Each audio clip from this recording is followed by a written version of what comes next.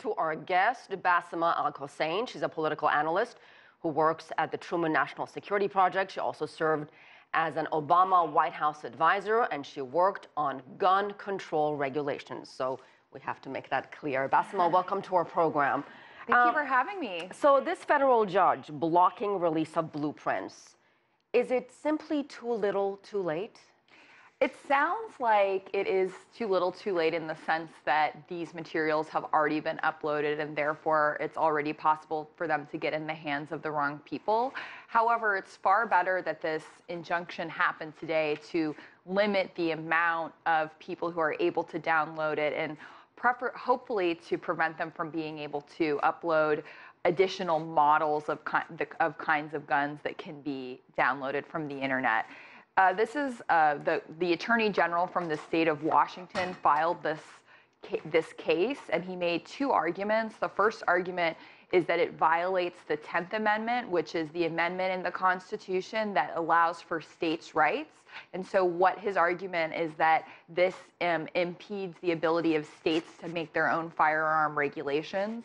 And then the second argument that he made is that it violates the Administrative Protection Act, which would require the Trump administration to give Congress 30 days notice of the change and to also go through the concurrence process with the Pentagon to make sure that it's not a violation of national security. And there's no indication at this point that the Trump administration filed any of the requirements under the Administrative Procedure Act. Are you even surprised that this settlement happened between the Trump administration and this Texas company? I mean, a lot of people are saying, why do we need this? I mean, President Trump went on Twitter saying, I'm not sure this is such a good idea. So if you don't think it's such a good idea, why reach a settlement?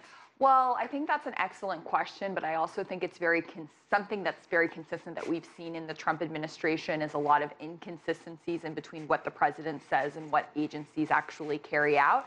And so the Justice Department went ahead and made this settlement. Either President Trump wasn't aware of it or he was aware of it, and now that there's some public backlash is trying to take some steps back and remove himself from it. Well, let me touch on something that Nathan said in his piece. You know, critics say it's simple to assemble, easy to conceal, and difficult to trace.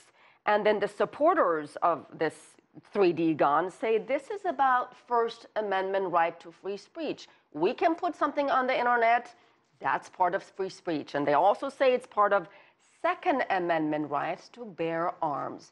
Do they have a point here?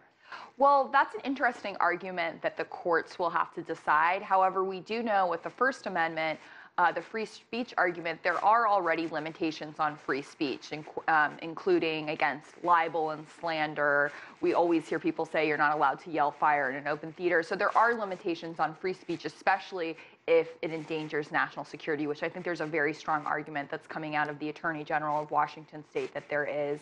The second issue with the right to bear arms, you know, again, that's the Second Amendment. The 10th Amendment is states' rights and the ability of states to have their own sort of regulations. And what the states are arguing is that the ability for any individual to download and print a 3D gun means that they're violating any age restrictions that might be in a state and also failing to do mental health backgrounds and criminal check backgrounds. All right, a lot to talk about and digest. Bassima Alghussein, thank you so much. Thank you for having me.